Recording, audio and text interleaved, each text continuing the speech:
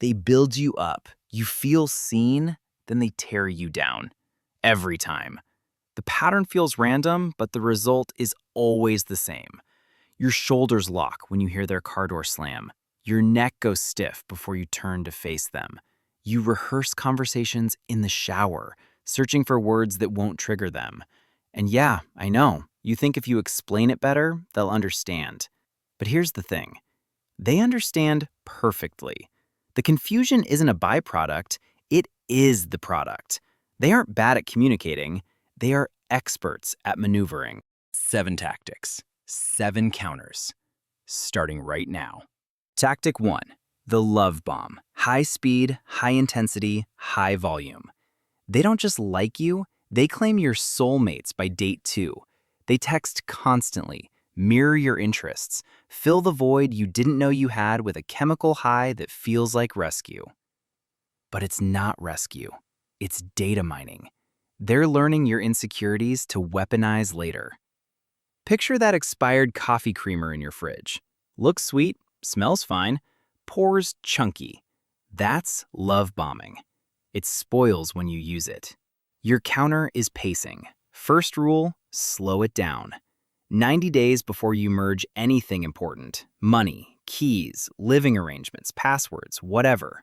I know, that sounds like forever when you're riding that dopamine high. You want to accelerate because it feels good. Predators hate time. Time exposes the cracks. A healthy partner respects the pace. A predator can't maintain the act that long. Set a hard rule. No major decisions for 90 days. Write that date in your notes app. Set an alert. If they push for commitment in week 2, that's not passion. That's a red flag. Next, tactic 2, gaslighting. They deny reality until you doubt your mind. I never said that. You're too sensitive. You're imagining things. They rewrite history in real time. You know what happened, but they say it with such conviction, you start checking your sanity. Suddenly, you're apologizing for their behavior. Your counter is the reality log. Stop arguing in your head. Build proof outside it. Write it down. Within 15 minutes while the memory is hot. Open your notes app or grab a notebook. 4 lines. Time, place, their claim, what happened. Don't write feelings, write facts. 6 p.m., kitchen, said he never promised to call. Actually promised at 5 p.m. yesterday. Keep it printed. Tuck it behind that peanut butter jar in your pantry, the one nobody throws away. Or tape it under your dresser drawer, wherever, just not where they look. Why? Paper holds the truth. When your brain is spinning at 2 a.m. wondering if you're crazy, you check the log. The log doesn't lie. They can hack your confidence, but they can't hack the ink. Tactic 3, triangulation. They bring a third person in to create instability. Maybe it's the crazy ex who still calls. Maybe their mother who just wants the best. Maybe a coworker they compare you to. Sarah never gets upset about this. My ex always cooked this way. You compete for your position. Work harder to win a prize that's actively hurting you. It's like that scratchy scarf in the closet. Friction, discomfort, just clutter. Your counter is stepping out. Don't compete. That's the trap. When they mention the other person, go dead calm. Don't ask questions. Don't defend yourself. Don't attack the third party. And here's the fun part. Validate it. If they say, my ex was so much more relaxed, you say, sounds like they were a great match for you. Then silence. 4 seconds of dead air. Watch their face. You just broke the game. They wanted you to fight. Instead, you handed the problem back. You aren't playing. You're observing. Next, tactic 4, projection. They accuse you of exactly what they're doing. If they're cheating, they accuse you of flirting. Lying, they call you a liar. Selfish, they say you're inconsiderate. It's distraction. While you're defending your innocence, you aren't looking at their guilt. It works because you have a conscience. You care about being good, so you scramble to prove it. Your counter is the mirror method. Stop defending. Defending validates the accusation. When you defend, you accept their claim is worthy of a trial. It isn't. When they accuse you of something wild, visualize a mug with a chipped rim. The flaw is in the mug, not the coffee. The accusation is about them, not you. Simply say, "I don't see it that way," or "That's an interesting perspective." Then disengage. Don't offer proof. Don't explain your schedule. Don't hand over your phone. Every time you prove innocence, you teach them false accusations give them control. Stop feeding the beast. Tactic 5. Future faking. They promise a future that won't happen to get compliance now.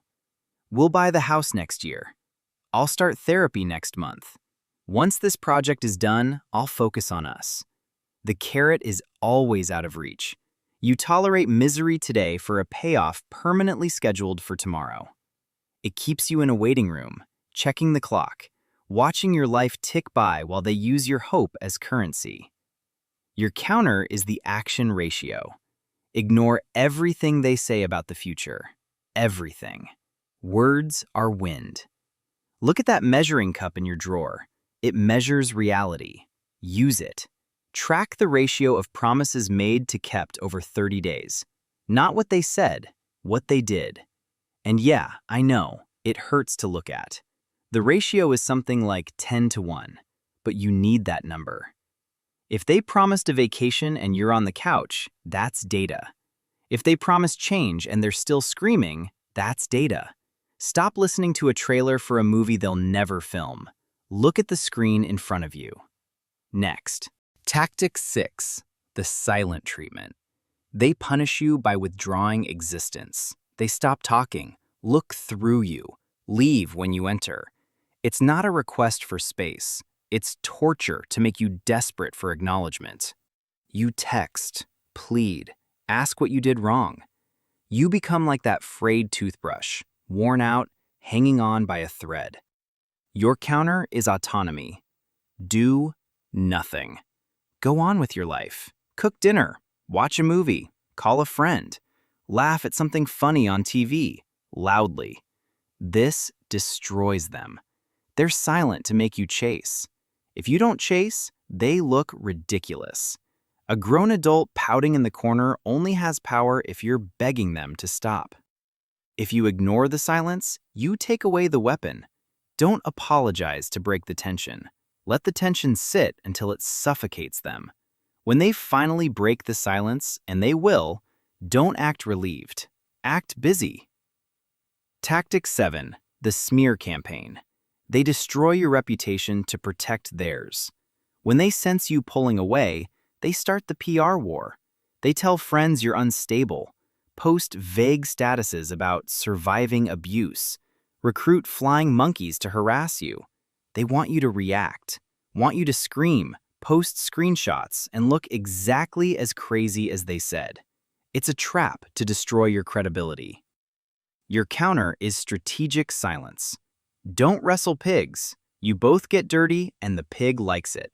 Don't post defense statuses. Don't call everyone to explain your side. People who believe the smear without asking, let them go. They weren't your friends anyway. The people who matter will see the truth in your behavior over time. Live well. Be stable. Be happy. Let your character be the defense.